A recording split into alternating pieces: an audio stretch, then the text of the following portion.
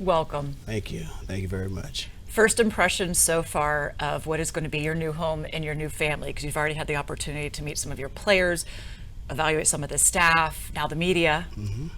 Very impressed. Obviously, I've known Coach Rivera for a number of years. He's a great man, a man of integrity.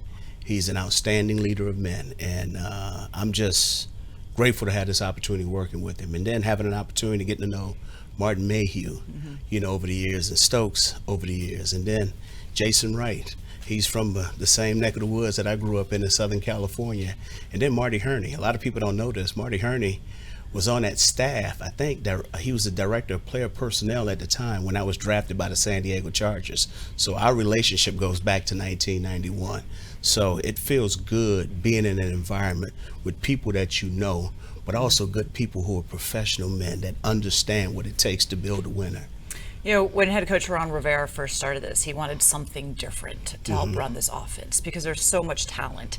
And I know we don't like to talk too much about potential, but there's a lot of potential there.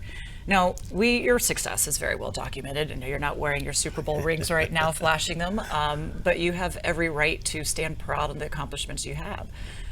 What makes you, though, the right guy for this job here in D.C.? Well, what makes me the right guy is the leadership that I'm going to bring. On top of that, holding guys to the highest standard, getting them to understand the importance of being accountable. I think that goes a very long way. On top of that, just understanding what consistent and disciplined behavior is. And you got to be willing to work at it every single day. And then willing to sacrifice. And when I mean sacrifice, it ain't necessarily giving up something. It's what are you willing to do to make the next man better. And so once you start building that and start getting guys to understand the importance of those terms and they start living it, now you have an opportunity to be as successful as you want, because a part of that is making sure you're building a cohesive unit. And if you get a cohesive unit that believe in each other and play for each other, those guys, they'll go out and be great because the talent is here.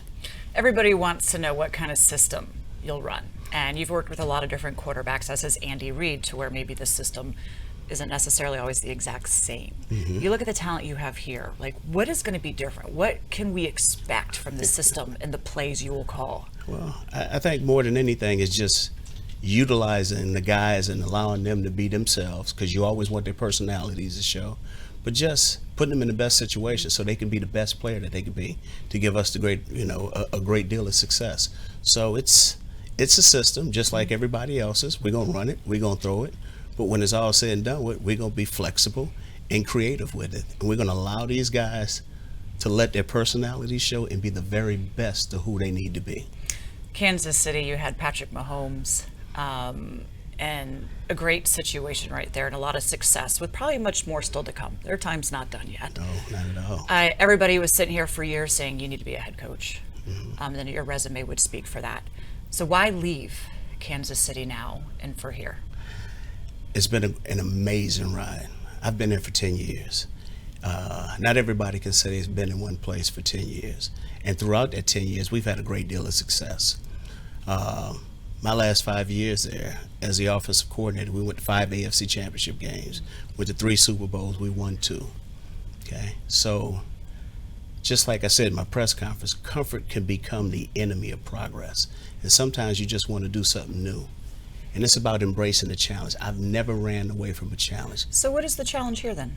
The challenge is getting these guys to believe in who they are and getting these guys to understand that if you want something bad enough, you got to be willing to work at it every single day, invest in it, invest in each other, but also making sure that you can stay focused on the prize.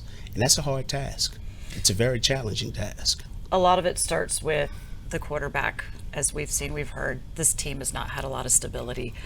Still trying to really find that number one QB, be it a veteran that they potentially bring in or Sam Howell coming in here. And I know Coach Rivera has been quick to say they're going to give him every opportunity to be that guy. From what you know of quarterbacks, and even Pat Mahomes, was a little raw when he'll come in, had to learn, develop, and grow into being who we know him as today. What do you see in Howell, and what is it you want out of him to where he could be that guy to lead this team? Well, first of all, you see a guy who can make a number of throws. We had an opportunity to evaluate him coming out when he came out of North Carolina.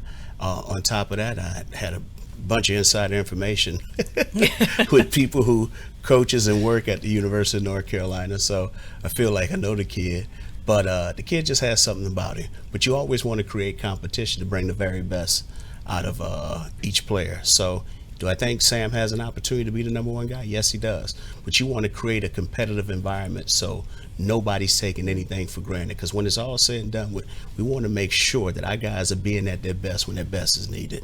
We'll see what he has to offer during the off season, and Yes, that's when ma'am. you can really get into the evaluations to see what this team kind of needs to be successful. But you're already a little familiar with the running backs, the receivers, the offensive line. Being a running back yourself, do you fall to the mentality of run first? I'll say this. We're going to do whatever it takes to win. And when it's all said and done, we're going to play complimentary football. We want our guys to not fall into the idea that, hey, we have to do this. No, we got to do whatever it takes to win. That's the most important thing. So, yes, we will run it, and yes, we will throw it.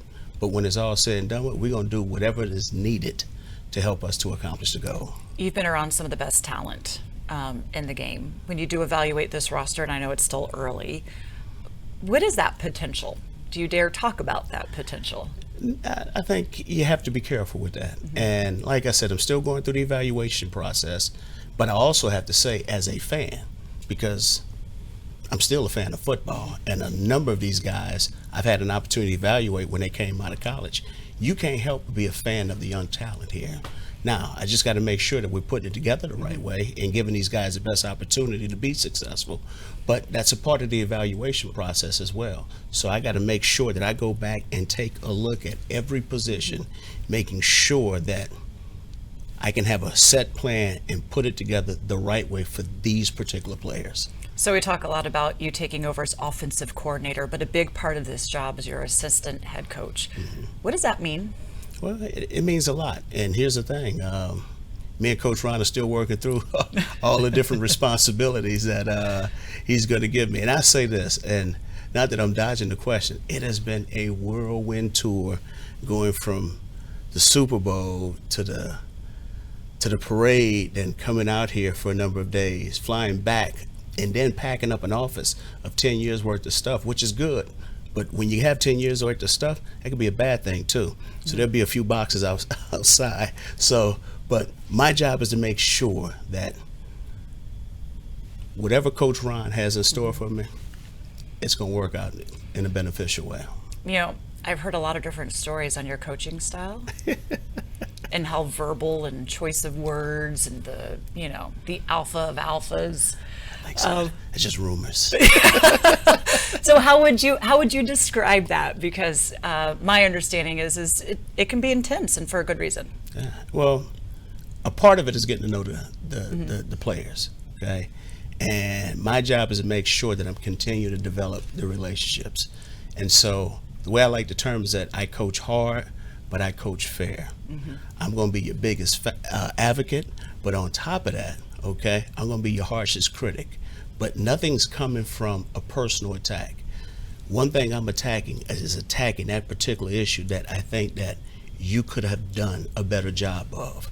And when we're being accountable to one another, they'll know to learn that, hey, you know what?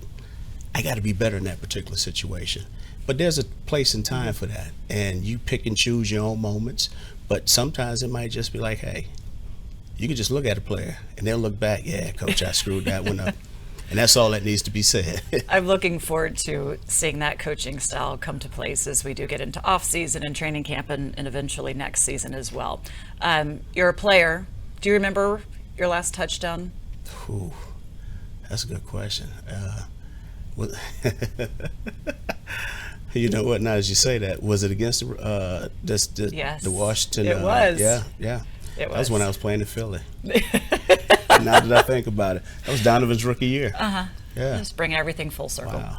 All right, thank you. We appreciate your time. We look Thank forward you. to getting to Thank know you over the months to come. Well, I appreciate it. All right, Thank you. thank you. Thank you.